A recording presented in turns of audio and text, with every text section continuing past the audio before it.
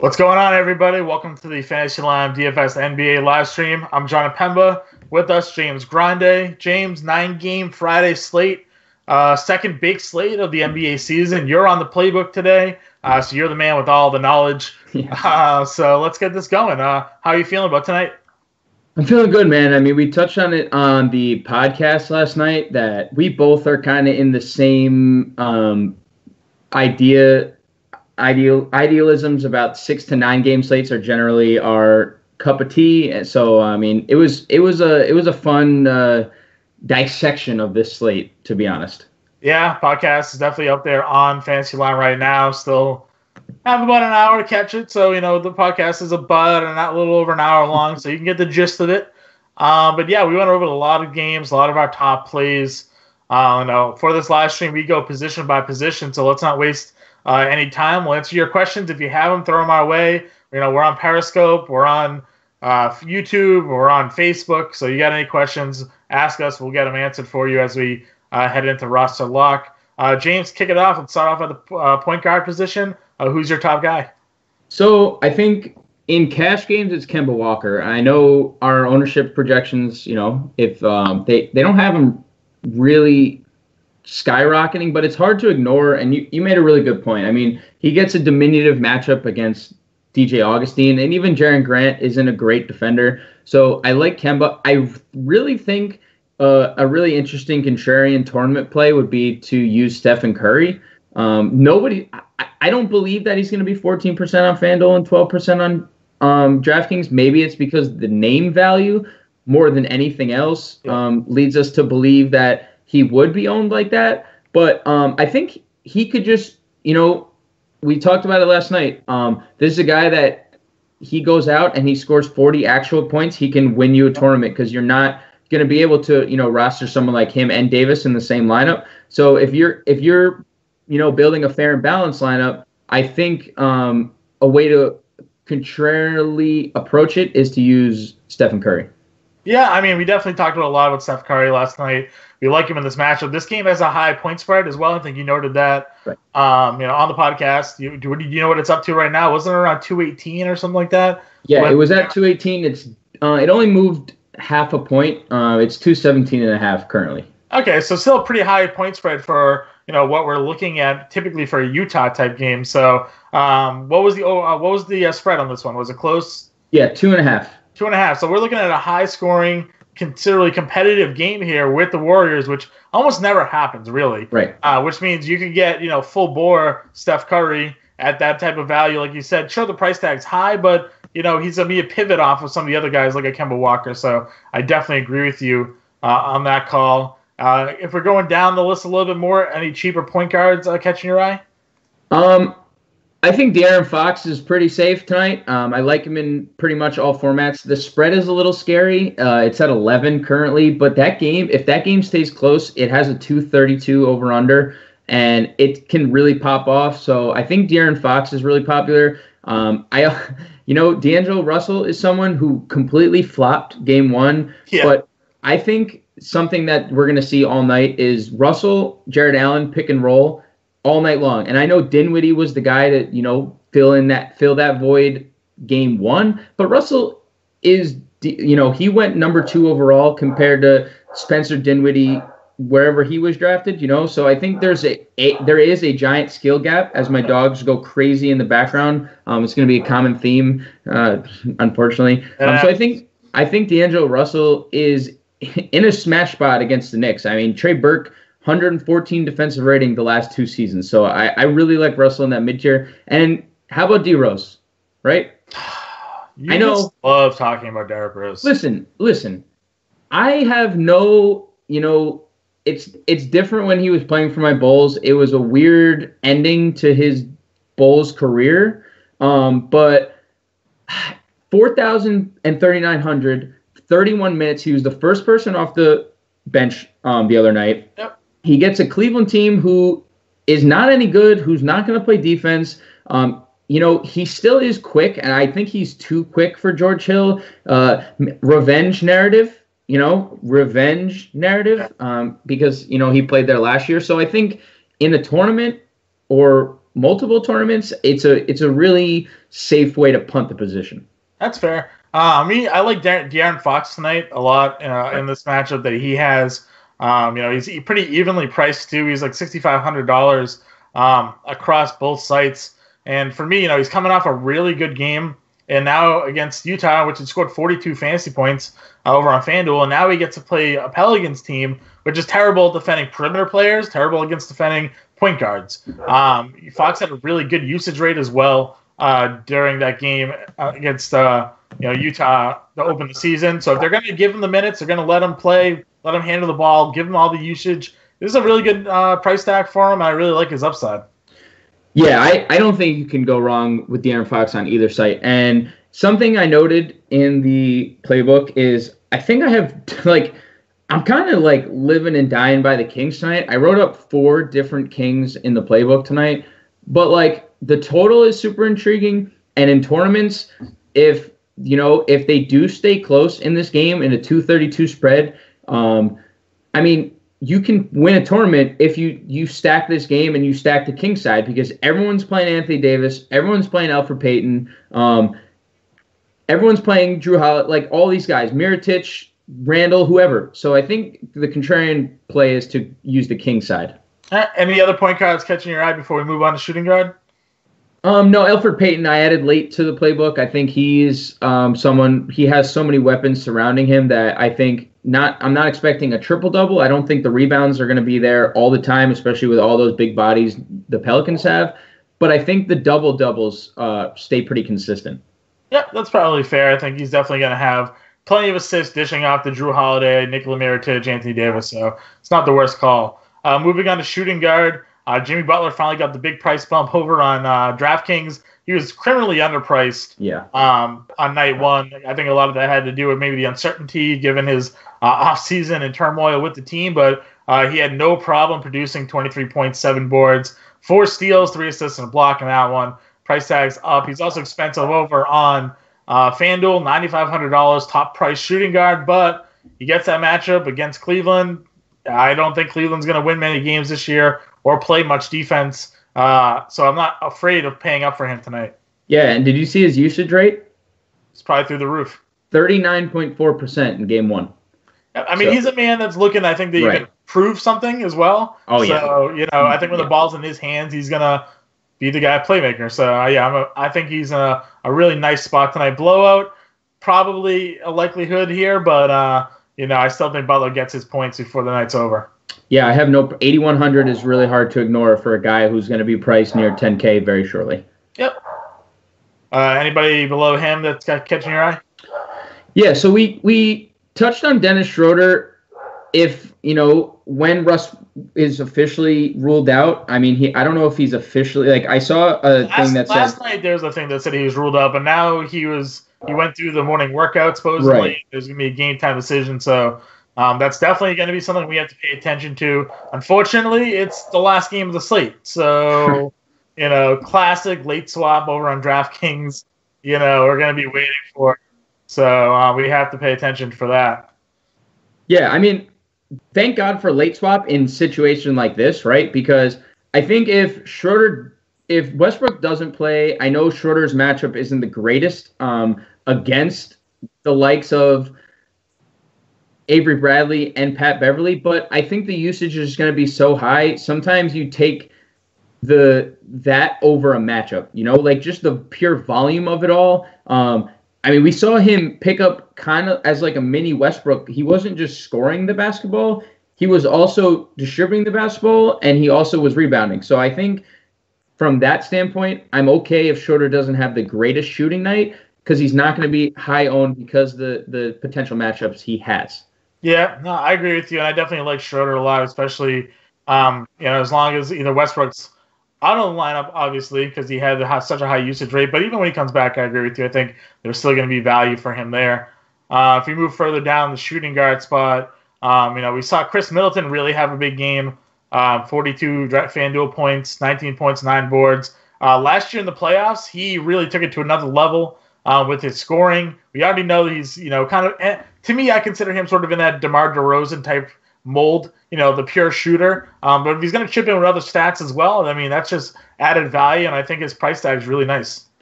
It's funny how this is the second slate we've had Milwaukee, and the second slate that their game total has risen. It started at 214. It's now at 216. It stayed at 3.5.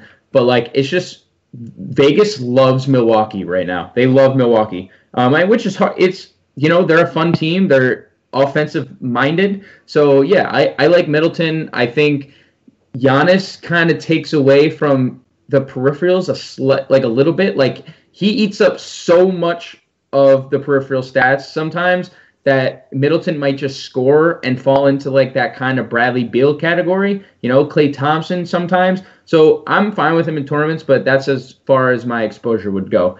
We have a question on the chat on site, and it's, who's the Nets play with Rondae Hollis-Jefferson out? Well, Alan Crabb is going to play today. They use Joe Harris, Karis LeVert. I think they go small. I know, you felt Ed Davis could potentially get some run. They started Jared Dudley, in the first game. So, it's going to be one of those combination. I think, they might ease Crabb in a little bit. So if we stay safe, I think Joe Harris is still a good guy to look at, along with Karis LeVert if they go small. And I think your guy that you already mentioned, Spencer Dinwiddie, because he benefited tremendously from the two guard line. Then they were just playing both of them at the same time, Russell and Dinwiddie. So I think he also benefits greatly. So I mean, I'm kind of, the more we talk about Dinwiddie, the more I'm kind of falling in love here. Yeah, we got a comment over on the Periscope asking about Dennis Schroeder versus Pat Bev defense. We just kind of touched on that too. Yeah, fair point. We touched on it a little bit. But Schroeder's usage rate is just, he's going to get his shots regardless. And something to note, Pat Bev was actually out minutes. He only played 22 minutes. He was so bad offensively, so horrid. He did lock down Jamal Murray, but he wasn't on the floor for long enough. Schroeder's going to play 40 minutes in this game if it stays close. Yep. So I think that he's going to see a lot more of the rookie. I'm not going to try to pronounce his name currently. I have to go to, We'll abbreviate it so they know who you're talking about. What are his initials? His initials are SGA. Shai Gilgeous-Alexander, we'll say? Yeah, Alexander. We'll just go with Alexander. So he actually outplayed Beverly in the first game. So if that happens again, I'd much rather that. I have no problem playing Schroeder against him. Yeah. So we also have we didn't have to wait long this year for Tim Hardaway to have a huge game. Last year, it seemed like it took forever. Right off the bat here, though, 50-pointer against Atlanta. Now he gets another really favorable spot against the Nets. He's going to be the guy that shoots all the shots over there. Kevin Knox took a ton of shots, but he's not an efficient player. Trey Burke, he only played a handful of minutes in game one because of the blowout. I think Hardaway is the guy in that offense. 31, 6, and 5 against Atlanta. I'm feeling pretty confident about him against Brooklyn as well. Yep, and this is another total. It's up to 221 before lock. So I think this game is really intriguing, and I think it's very stackable.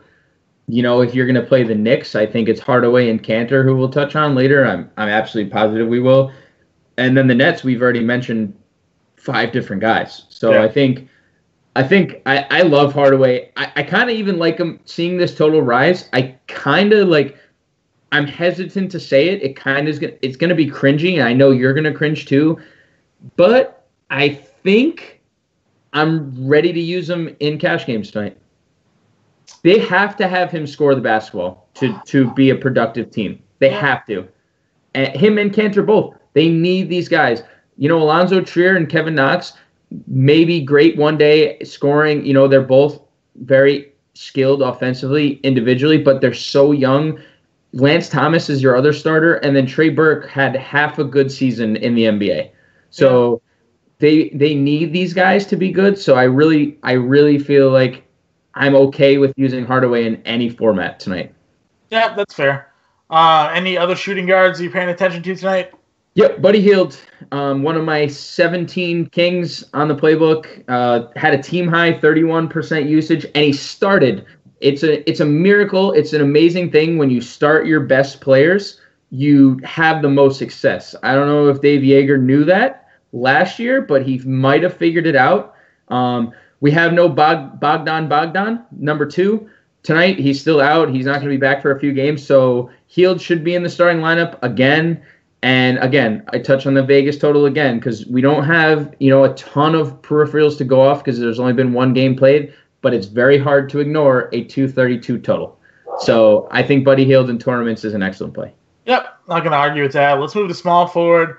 Top small forward in our eyes, at least we have to think is going to be Paul George. Is if Russell Westbrook's ruled out. Now I understand that Giannis is on the slate and Kevin Durant's on the slate, Kawhi Leonard's on the slate, but George, 4th highest priced small forward on FanDuel, and I think that price is too hard to ignore. Yeah, I don't know if I from a price play I prefer him over Giannis. I think Giannis probably, they probably have similar upside, to be honest. I think Paul George, we're not going to see much Danilo Gallinari guard him. I think it's going to be more Tobias Harris. That kind of matches up way better than Gallinari would. I think Gallinari is way too slow for him, and they'll just put him on Pat. But yeah, Tobias Harris isn't really known for his defense either, though. So yeah, I'm just saying from more of an athletic standpoint. Gallinari is very slow and oft injured, so I think it would just be the more logical thing to do to put Tobias against him. So, I'm not scared off because Tobias Harris defense. I'm just saying Giannis, I think, has as much upside as anyone. So I don't know. I think it's a 1A, 1B situation as these dogs continue to just they're through the live stream. Fighting, I guess. They're just... Same comment over in Periscope. He's talking about Etuan Moore. Yep, Etuan Moore's fine. Yep. Against New Orleans, we used them in the playbook or in the optimal lineups a couple days ago. He's solid. He'll get you 25 to 30. He's not a guy that's going to win you the slate, especially if there's other guys like Mirotic and Davis and Drew Holiday and whatever taking over the majority of the offense. So, yeah, he's got a safe floor at 4.3K on DraftKings. Let's see what he is over on FanDuel, 4.8K. So, yeah, he'll get you that 5.5X. Not the worst play, but he's not someone I don't think that is you build your lineups around. So small forward continuing. We're not telling you, by the way, not to play Giannis or Kevin Durant. Right. They're both in great spots. For me, if Russell Westbrook's out of the lineup, I'd rather take the savings and play Paul George. Going down, someone I at least talked about a little bit on the podcast, and you sort of laughed at me, but Cedi Osman, he had the double-double. This is a guy that played a lot last year for Cleveland. Someone else has to take shots there now. They don't have the LeBron James to take over. So for me, I think Osman showed something last year. The matchup isn't the worst. Andrew Wiggins isn't exactly a defensive stalwart. So I think Osman at $6,200 on FanDuel is a nice little play. And I'm going to say the same thing that I said to you last night. I just can't see past $6,200 for Cedi Osman. I just can't. It's a mid-tier cost. Do you think? All right, let's just think. Do you think Cedi Osman is gonna Kevin Love had 7 rebounds in game 1, and Cedi Osman had 10. I think that swaps, and I think it's a drastic swap. I think it goes significantly Love's way. And Tristan Thompson had 13, so he, if Love has significantly more than 7 and Tristan Thompson stays consistent with 13, because I think he should be able to play with Karl Anthony Towns down low a little bit, at least in terms of grabbing rebounds. Just rebounds. I think Karl Anthony Towns is going to destroy him. I'm just saying, in terms of rebounds, I don't think Cedi Osman gets that many even opportunities in this game. Okay, so say he gets 6 rebounds. He's still at 32 fantasy points. Okay, that's fair. Maybe it's just I just can't get past that. Cedi Osman. He's the guy in their rotation. I played 30 minutes. I know. You can't have biases in DFS streams. That's how you lose money. You have to play the matchups. You have to play the guys at the right price points. This could be a spot. I know it. Yeah, I know you know it. I'm not going to pronounce his name is Bielitsa. Is that how? Bielitsa, spot on, brother. You got him in your playbook. It's $5,000 in Sacramento against New Orleans. Love using perimeter players against the Pelicans. So why don't you give us a little rundown on him tonight? I mean, it's just never gonna end. I feel like with the Kings, it's just so crazy too. The 27 minutes were really, really nice to see. And I mentioned with Bogdanovich out, there's minutes there. We saw him start 21 games for the Thibodeau in Minnesota last year, and he averaged 11-7, which is nothing to, shy away from. Mm-hmm. So, 18-8, do we expect 18-8 again? I don't know. But the Pelicans aren't a good defensive team. We have the high total. If he gets us, 11-8, 15-8. I mean, he's only 4.6K and 5K, so he gets us close to that 5X, and I think there's a little more upside, as we saw in the first game against the Jazz, and Joe Ingles and Jay Crowder, who are generally good defenders at the small forward. So I think in a better matchup, he has similar upside here. Yeah, I won't disagree with you there. I'm going to mention Taurean Prince. I don't need to go into too much analysis, but I think him in Atlanta, he's kind of a really nice play against Memphis tonight. It could be without Gasol, who's a game-time decision, something they're worth paying attention to. Gasol being a better defender in the middle. If they had to take him out, that kind of weakens that off their defense. Moving on to power forward, Anthony Davis, $13,300 on FanDuel, but he did go for 80 on the first night, so I think he's still worth building a lineup around against Sacramento. John, what did we say last night? Always play Anthony Davis. And we're not going to be the ones to tell you no. Yep. I'm not going to sit here and say, nope, tonight's the night. You fade Anthony Davis because he's going to get hurt. Nope, I will not do it because you're going to lose money. And I'm not going to be the one to lose you that kind of money. So if you want to build a lineup around Anthony Davis, go right ahead. And it's a great play. How do you feel about Aaron Gordon tonight against, either Marvin Williams, Cody Zeller, Frank Kaminsky, whoever they decide to throw in that power forward spot there in Charlotte? Oh, I think he should abuse him. The issue is Aaron Gordon, in a way, is like Tim Hardaway, and there's really good games like we saw in Game 1 where he hit like 4 or 5 threes, and then there are games where you don't even notice that he's on the floor. Yep. So I think he's a GPP play for me, but I think the upside is tremendous. I mean, we saw him last year go for like 40 and 20 in a game, and he won everyone all the money. So I think there's similar upside against Marvin Williams, who at one point was he's still solid, but he's just older, and nobody can compare to Aaron Gordon's athleticism. So, I love Gordon for tournaments tonight. Do you think Mirotic can repeat his 30-10 performance against Sacramento?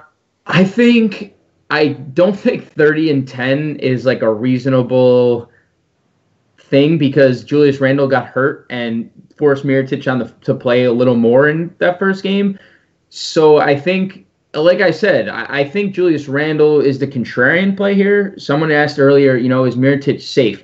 I think safe is a very scary term when you're talking about Nikola Mirotic.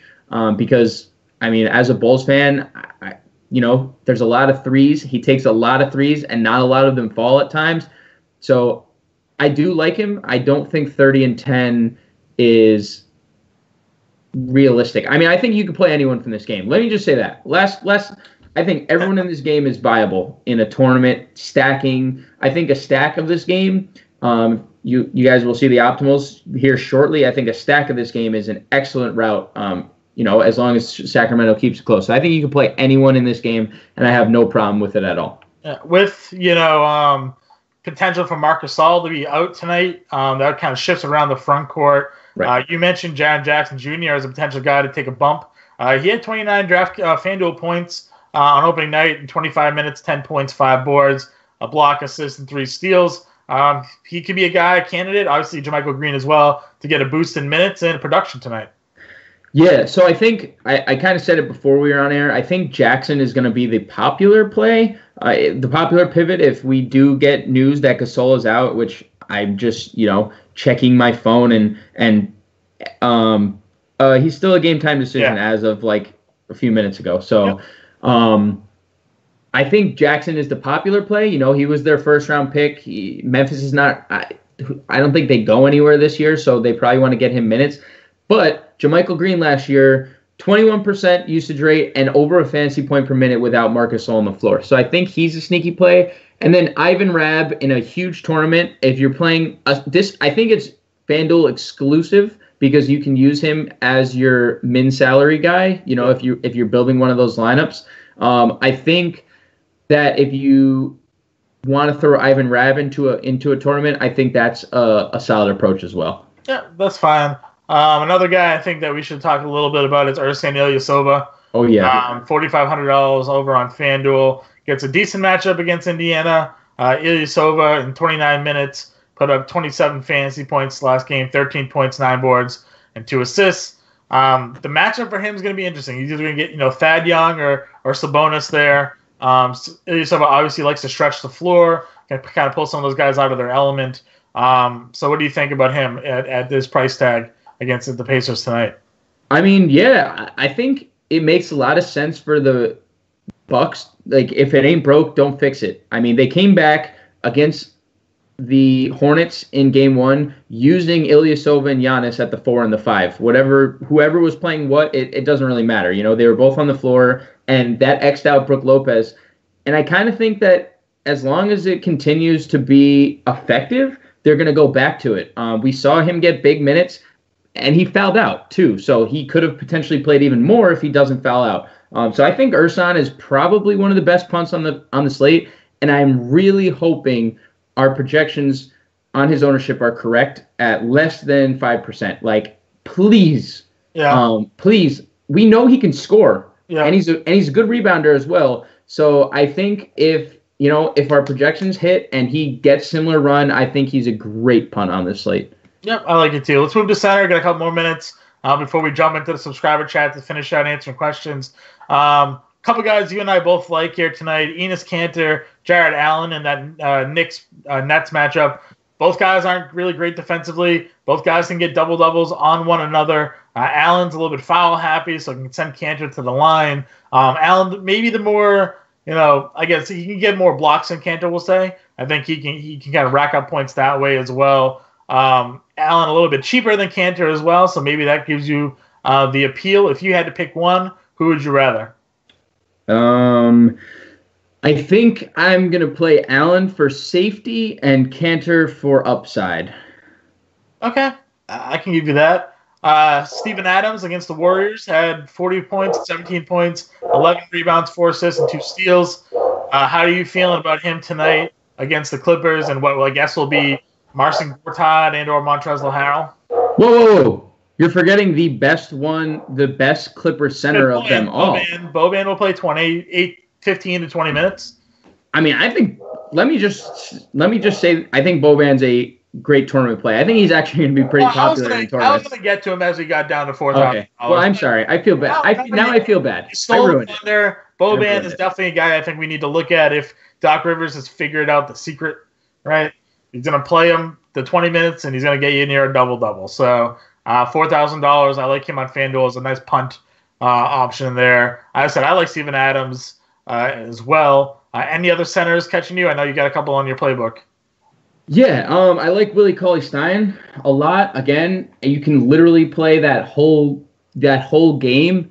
So we didn't talk about Kevin Love at power forward, so I'll talk about him on center because he's also center eligible on DraftKings, so it's not a big deal. So I think there's a lot of upside.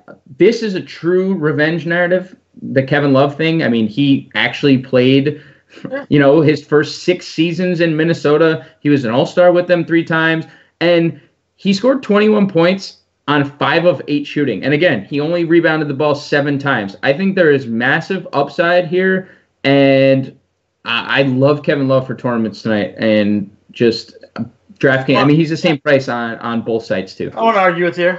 2 more centers. I think we should mention Mohamed Bamba. I think I like him against Hornets. He's cheaper, much cheaper than Vucevic, and he outscored him in the last game. And then one other guy I think we should take a look at there is Willie Hernangomez in that same matchup. I eventually think he's going to play more minutes than Cody Zeller. He's a better player than Cody Zeller. He had 17 fantasy points in 12 minutes. Just give him the boost eventually. I think he's another cheap punt play. Yeah, obviously tournaments only, but I don't hate it. I mean, we've seen him even when he was back on the Knicks, which Hornacek never played anybody he should have, but the upside was always there on a per minute basis when he got on the floor. So I mean, I completely agree. If he gets the time, he's a mini Jonas Valanciunas, honestly, Yep, on a per minute basis. That's fair. So that does wrap up today's live stream. Again, James and I will be in the subscriber chat all the way up to roster lock to answer your questions. James, the optimal lineups out right now, or are they coming out after? They're coming out right now. All right, so they'll be out after the stream. As you just might have clicked on. So we have that. We have the Fantasy Slump starting 5 video. We have the playbook. All the content's out there. Catch us in the subscriber chat, and we'll talk to you guys later. Later, guys.